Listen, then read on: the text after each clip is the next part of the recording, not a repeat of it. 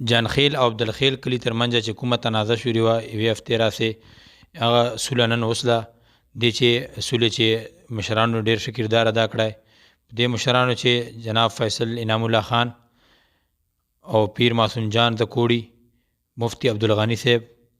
پیر اسلم شاه اماخیل حکیم محمد اصغر اختر منیر قادری مدثر مروت نصیر خان ټیکیدار او نور مشرانو دې چې کردار ادا کړی مشرانو په دې خبرې زور ورکړی چې خپلې علاقې چې امن ته فروغ ورکو امن چې وي نو خوشحالي به وي او د علاقې به ترقي کوي. ألم تر كيف فعل ربك بأصحاب الفيل. پیغمبر صلی اللہ علیہ وسلم زندگی یہ ایک خبر یا یہ قرآن الفاظ دا زه داسې فرض کوم چې د موږ پښتنو پاره خصوصا خاص کر راغلی دي. عربو چې تربر ډېر زیات و او موږ پښتنو چې دا ده چې تربرګینت دا مې تربور ده زه به تربور ته سر نه ټیټوم او انانیت دا ډېر زیات ده. یا چې ټول نور قومونه چې دي یا امتونه دي تر دې ټولو نه تاسو موږ بهتر یو. کله به دې په چا شکي کله به دې په چا شکي بیا خلک داسې دي چې روغ خلک ډېر کم تیر دي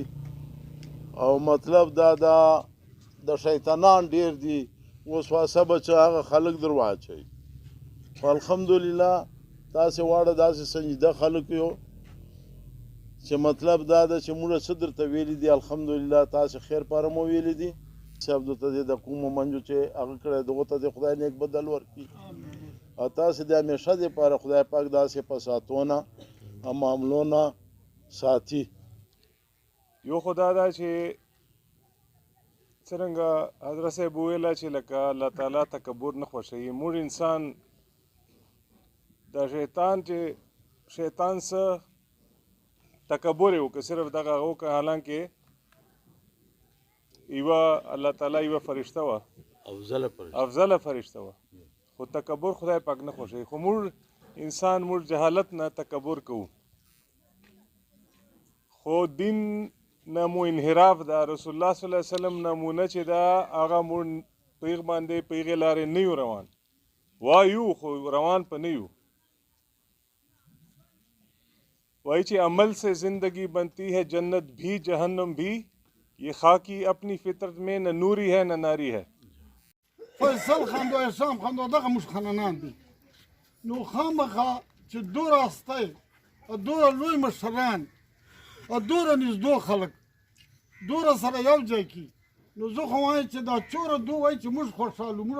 دوره خوشحالو د خپلو پیرانو نه او د خپلو خانانانو نه چې داسې قرباني به کله څوک داسې نه کړي کله چې درې ورځې پیران خانانان موږ تاسو منځ چې لګیا دي یا خواست کوي ټایم چې دو درېیمه څلورمه ورځ د موږ سره دا ډلې پرېږي دا چې کوم دو په موږ منځ چې څه غلط فهمي راغلی وه په کور چې دوه ورونو چې راشي موږ له زړونو بلکل صفا دي هغسې مو مطربرونه یو هغسې به یاري دوستي او هر شی به هغسې انشاءالله تعالی په زړه چې مو مایي چې شی نه وي موږ له طرفه تاسو هغسې قدردان تربرون عزیزانو بس نو دا دعا وکړئ ټوله تالا دلته راولې سوله بس نو دا دعا وکړئ ټوله تالا دلته راولې سوله.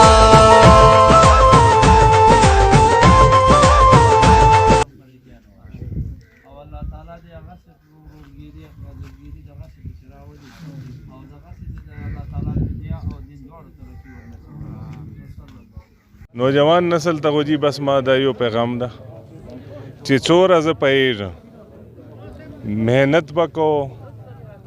ښه زیات محنت او علم علم علم علم هر مسئلې حل چې ده علم ده چې علم دی بیا به الله تعالی په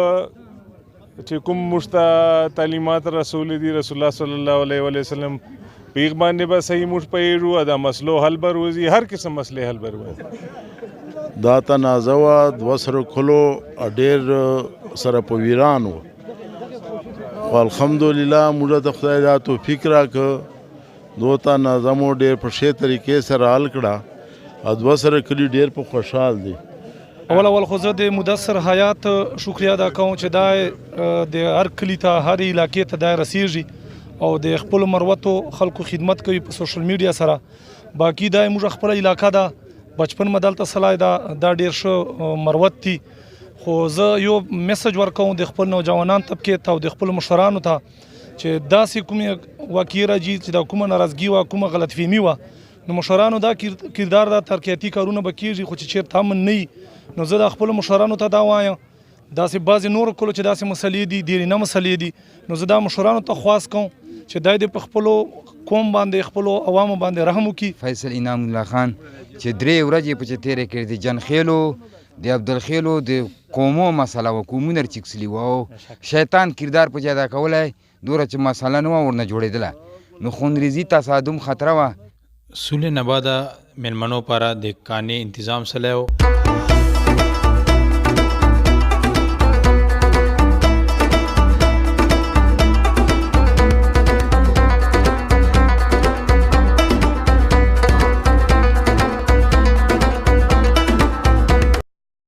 کیمرمین او ریپورټینګ ټیم سره تاسو نه اجازه غواړم. مدثر حیات مروت،